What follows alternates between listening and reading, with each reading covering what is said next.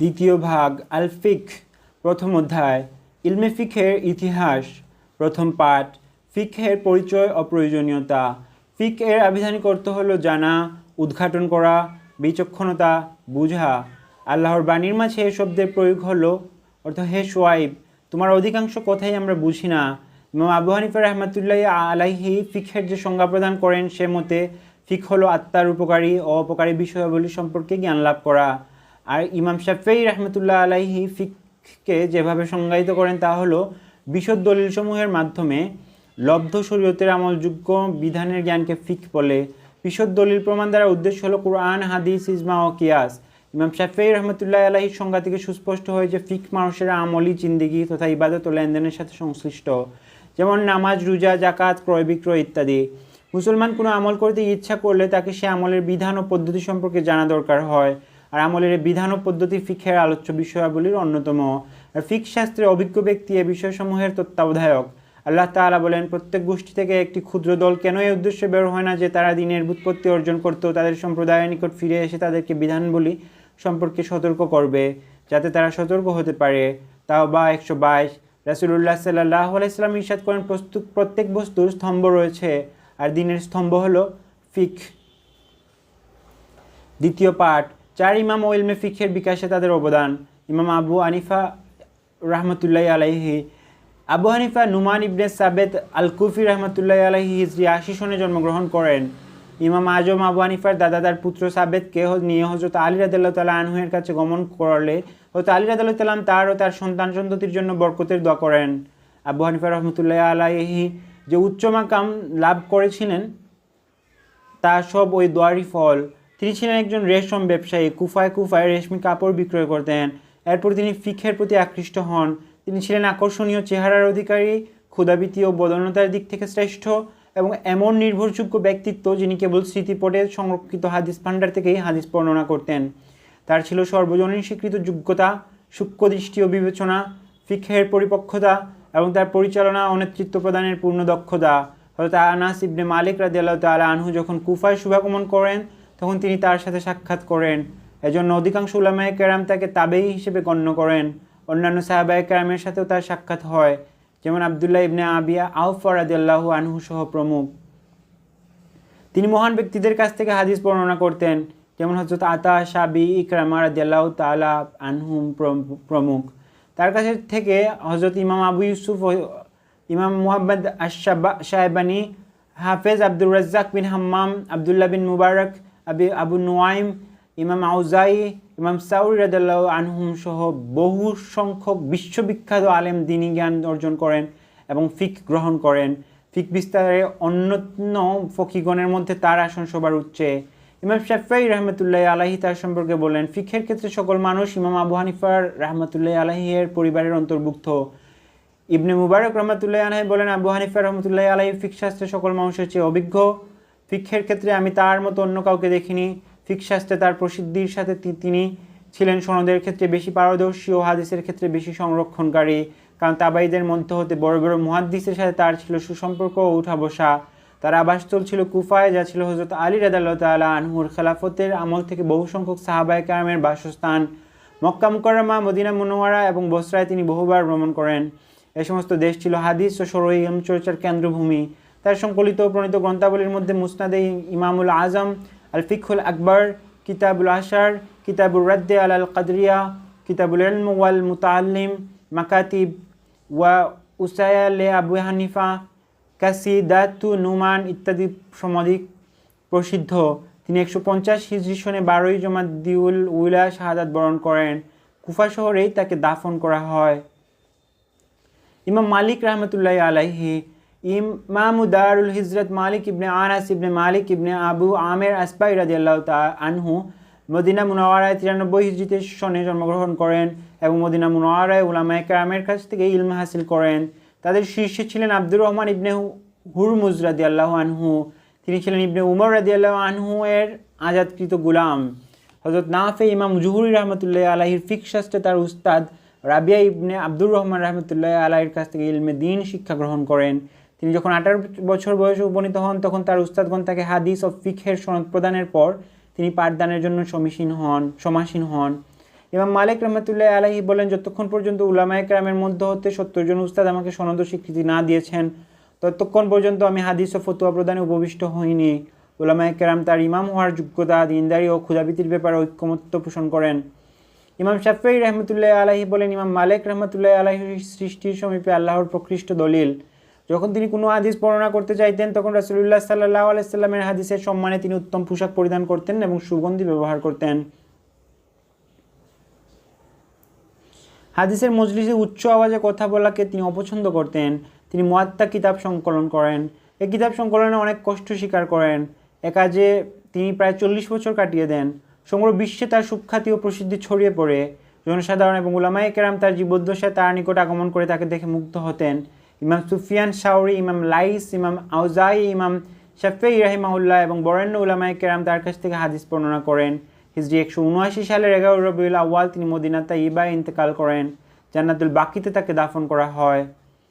ইমাম শাফিঈ রাহমাতুল্লাহি আলাইহি আবু আবদুল্লাহ মুহাম্মদ ইবনে ইদ্রিস আশ-শাফিঈ আল-হাশিমি ছিলেন আব্দুল মুত্তালিব ইবনে আবদে মানাফের বংশধর। তিনি হিজরি 150 সনে ফিলিস্তিনের অন্তর্গত গাজ্জাহ নামক স্থানে জন্মগ্রহণ করেন। তার জন্মের 2 বছর পর তার পিতা ইন্তেকাল করেন। তার মা তাকে মক্কা মুকাররমায় নিয়ে যান এবং সেখানেই মায়ের কোলে ইয়াতীম অবস্থায় তিনি বড় হন। মক্কা মুকাররমায় মুফতি মুসলিম ইবনে খালেদ জানাজি রহমতুল্লাহ আলাইহির সাহায্য গ্রহণ করেন এবং তার কাছে ফিকহের গভীর জ্ঞান লাভ করেন। অবশ্যই 15 বছর বয়সে তাকে ফতোয়া প্রদানের অনুমতি দেওয়া হয়। এরপর তিনি হযরত ইমাম মালিক রহমতুল্লাহ আলাইহির নিকট গমন করেন এবং তার কাছ থেকে মুয়াত্তা কিতাবের জ্ঞান অর্জন করেন। মাত্র 9 বছরাতে মুয়াত্তা গ্রন্থ মুখস্থ করে ফেলেন। ইমাম মালিক রহমতুল্লাহ তার মেধা ও স্মৃতিশক্তির প্রশংসা করতেন। তিনি আবু হানিফা রহমতুল্লাহ আলাইহির ছাত্র মুহাম্মদ ইবনে হাসান আশ-শাইবানী রহমতুল্লাহ আলাইহির নিকট থেকে ইলমে ফিকহের জ্ঞান অর্জন করেন এবং প্রখ্যাত মুহাদ্দিস সুফিয়ান ইবনে ওয়াইনা, ফুদাইল ইবনে আয়াজ রহমতুল্লাহ সহ বহু সংখ্যক উলামায়ে কেরাম থেকে তিনি হাদিস বর্ণনা করেন। তার ব্যাপারে হযরত ইমাম আহমদ ইবনে হাম্বল রহমতুল্লাহ আলাইহি বলেন, তিনি পবিত্র কুরআন ও হাদিস সমস্ত মানুষের চেয়ে বেশি বুঝতেন। তিনি সর্বপ্রথম কিতাবুর রিসালা নামক উসুলুল ফিকহ গ্রন্থ রচনা করেন। তার রচিত কিতাবগুলো প্রসিদ্ধি লাভ করে। তার মধ্যে উল্লেখযোগ্য কিতাব হলো কিতাবুল তিনি ছিলেন সুস্পষ্টভাষী, সুন্দর ব্যাখ্যা প্রদানে অভিজ্ঞ, সুন্দর বর্ণনায় দক্ষ, সবচেয়ে মজবুত দলিল উপস্থাপনকারী, দৃঢ় বক্তব্য প্রদানকারী, দূরদর্শী ও উত্তম চরিত্রের অধিকারী। তার মাযহাবের নামকরণ করা হয় শাফিঈ মাযহাব। তিনি তার মাযহাবের নিজস্ব পদ্ধতি অবলম্বন করেন। হিজরি 204 সনের রজব মাসের শেষ তিনি বৃহস্পতিবার মিশরে ইন্তেকাল করেন। ফুস্তাত নামক স্থানে তাকে দাফন করা হয়। ইমাম আহমদ ইবনে হাম্বল রহমতুল্লাহ আলাইহি শাইখুল ইসলাম ইমাম সুন্নাহ আবু আবদুল্লাহ আহমদ ইবনে হাম্বল ইবনে হেলাল ইবনে আসাদ আশ-শাইবানী আল-মারওয়াজি হিজরি 164 সনে রবিউল আউয়াল মাসে বাগদাদে জন্মগ্রহণ করেন এবং সেখানেই বড় হন। তিনি হাদিস সংকলন ও সংরক্ষণের প্রতি আকৃষ্ট হন এবং অবশ্যই যুগশ্রেষ্ঠ মুহাদ্দিস হিসেবে প্রসিদ্ধি লাভ করেন। তিনি কুফা, বসরা, মক্কা মুকাররমা, মদিনা মুনওয়ারা, শাম এবং ইয়ামেনে ভ্রমণ করেন। ইমাম শাফিঈ রহমতুল্লাহ আলাইহি এবং অন্যান্যের কাছ থেকে ফিকহি জ্ঞান অর্জন করেন এবং পরবর্তীতে স্বতন্ত্র মুজতাহিদ হিসেবে প্রতিষ্ঠিত হন। হাদিসের ক্ষেত্রে তার প্রসিদ্ধ উস্তাদ ছিলেন সুফিয়ান বিন ওয়াইনা, ইয়াহিয়া বিন সাঈদ আল-কাত্তান, আবু দাউদ আত-তায়ালিসি রাহিমাহুল্লাহ। তার কাছ থেকে যারা হাদিসের ইলম অর্জন করেন তারাই হলেন ইমামুল হাদিস ইমাম বুখারী, ইমাম মুসলিম, ইমাম আব্দুর রহমান বিন মাহদি, আলী ইবনুল মাদিনী প্রমুখ রাহিমাহুল্লাহ আনহুম। তিনি তৎকালীন যুগে সৃষ্ট খালকে কুরআন বা কুরআন সৃষ্ট না অনাদি সংক্রান্ত ফিতনায় নির্মম নির্যাতনের শিকার হন। জেলে বন্দি করেও মানবিক দৈহিক নিপীড়ন চালানো হলেও তিনি স্বীয় সঠিক মতে অবিচল থাকেন। তিনি দুনিয়ার প্রাচুর্য দ্বারাও পরীক্ষিত হন, কিন্তু আকৃষ্ট বা নীতিবিচ্যুত হননি। ইমাম আলী ইবনে বাদানী রহমতুল্লাহ আলাইহি বলেন, নিশ্চয়ই আল্লাহ তাআলা দুইজন ব্যক্তি দ্বারা ইসলামকে শক্তিশালী করেছেন। তারা হলেন হযরত আবু বকর রাদিয়াল্লাহু তাআলা আনহু রিদ্দার যুদ্ধের সময় এবং ইবনে হাম্বল রহমতুল্লাহ আলাইহি চরম বিপর্যয়ের দিনে ইসলামের প্রকার করেন। ইমাম শাফিঈ রহমতুল্লাহ আলাইহি বলেন, আমি বাগদাদ থেকে চলে আসছি আর সেখানে আমি ইমাম আহমদ ইবনে হাম্বলের চেয়ে অধিক ফিকহ শাস্ত্রে অভিজ্ঞ, অধিক ক্ষুধাবিধি সম্পন্ন, অধিক দুনিয়া বিরাগী এবং অধিক ইলমের অধিকারী অন্য কাউকে রেখে আসিনি। এর প্রমাণ হিসেবে তার মসনদ কিতাবই যথেষ্ট, যার মধ্যে প্রায় 40,000 হাদিস রয়েছে। এছাড়াও তিনি কিতাবুল আমল, কিতাবুল তাফসির, কিতাবুল মানাফিক, কিতাবুল ফাজাইল, কিতাবুল মাসাইল, কিতাবুল ইত্তেকাদ, কিতাবুল ইমাম, কিতাবুল জুহুদ সহ অনেক মূল্যবান গ্রন্থ রচনা করেন। তিনি 241 হিজরি সনে ইন্তেকাল করেন এবং তাকে মক্কা মুকাররমার সাফা ও মারওয়া পাহাড়দ্বয়ের মধ্যবর্তী স্থানে দাফন করা হয়। তৃতীয় পাঠ, কুদুরি গ্রন্থকারে জীবনী ও এই গ্রন্থের বৈশিষ্ট্য। ইমাম আবুল হুসাইন আহমদ ইবনে মুহাম্মদ ইবনে আহমদ বিন জাফর বিন হামদান আল বাগদাদি আল কুদুরি রহমতুল্লাহ আলাই 362 হিজরি সনে বাগদাদে জন্মগ্রহণ করেন। বাগদাদের গ্রামসমূহের মধ্যে হতে কুদুরা নামক একটি গ্রামের সাথে তাকে সম্বন্ধ করা হয়। কোনো ঐতিহাসিক বলেন তিনি ডেকচি বিক্রি করতেন, বিধায় তার দিকে সম্বন্ধ করে তাকে কুদুরি বলা হয়। তিনি বরকতময় মুখতাসার কিতাবের রচয়িতা, যা ছাত্রদের হাতসমূহে আবর্তিত হয়। তিনি ফিকহবিদ আবদুল্লাহ মুহাম্মদ ইবনে জুরজানি, আহমদ ইবনে জাসসা, উবায়দুল্লাহ আবুল হাসান কারখি প্রমুখ ফকিহ থেকে ইলমে ফিক শিক্ষা গ্রহণ করেন। তিনি ছিলেন নির্ভরযোগ্য সত্যবাদী। তার সময় হানাফি মাযহাবের নেতৃত্ব কর্তৃত্ব তার হাতে এসে যায়। আল্লামা ইবনে কাসির বলেন তিনি ছিলেন সুদক্ষ ইমান, আলেম ও গ্রহণযোগ্য ব্যক্তিত্ব, সত্যের পক্ষে ও অসত্যের বিপক্ষে যুক্তি প্রদর্শনকারী, সুউচ্চ মর্যাদা ও সমুন্নত আসনের অধিকারী। কোনো কিছু দেখা মাত্রই তিনি তার সুন্দর বর্ণনা দিতে পারতেন এবং সর্বদা কোরআন তিলাওয়াত করতেন। তিনি ফিকহে হানাফির মাসাইল সংবলিত মুখতাসার গ্রন্থ রচনা করেন। এছাড়াও তিনি আত-তাজরিদ ফি মাসাইলিল খিলাফ, আত-তাকরিব, শরহে মুখতাসারুল কারখি, শরহে আদাবুল কাজি ইত্যাদি গ্রন্থ রচনা করেন। তিনি 428 হিজরি রজব মাসের 5 তারিখ রবিবার 66 বছর বয়সে ইন্তেকাল করেন। তাকে ফকিহ আবু বকর খাওয়ারিজমি হানাফির পাশে দাফন করা হয়। আল মুখতাসার গ্রন্থের বৈশিষ্ট্য। মুখতাসারুল কুদুরি হানাফি মাযহাবের সুপ্রসিদ্ধ কিতাবসমূহের অন্যতম। এটি 4টি মূল ভাষ্যের অন্যতম। এই কিতাবের উপর হানাফিগণ বিভিন্ন মাসায়ালের ক্ষেত্রে নির্ভর করে থাকেন। একটি নির্ভরযোগ্য, সুদৃঢ় ও মজবুত ভাষ্য হিসেবে যুগে যুগে এই কিতাব উলামায়ে কেরামের চর্চার অন্তর্ভুক্ত ছিল। ফুকাহায়ে কেরাম এ গ্রন্থকে গ্রহণ করে নিয়েছেন। গ্রন্থে বলা হয়েছে হানাফিগণ বিপদে আপদে এই কিতাব পাঠের মাধ্যমে বরকত হাসিল করে থাকেন। যেহেতু এটি একটা বরকতময় কিতাব, তাই যে কেউ তার স্মৃতিতে ধারণ করলে অভাব অনটন থেকে নিরাপদ থাকতে পারে।